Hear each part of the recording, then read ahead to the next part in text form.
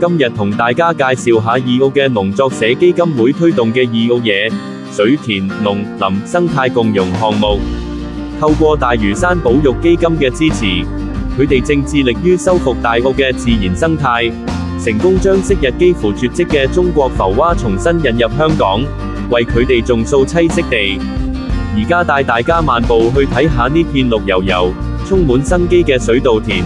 見證自然復甦嘅驚人成果。嚟到收割嘅金秋季節，農夫們正喺田中辛勤忙碌，熟練咁揮動鐮刀收割沉甸甸、金黃色嘅稻穗，每一束都係大地與汗水嘅結晶。旁邊仲有好多可愛嘅小朋友參與體驗，佢哋第一次嘗試手握鐮刀進行收割，動作雖然生疏，但專注嘅眼神同臉上滿足嘅笑容，證明呢場生命教育好有意義。除咗稻米，農場仲運用多樣化嘅種植技術，豐富生物多樣性。睇下呢啲掛喺藤架上，飽滿圓潤嘅冬瓜，吸收咗充足嘅陽光同養分，生長得非常好。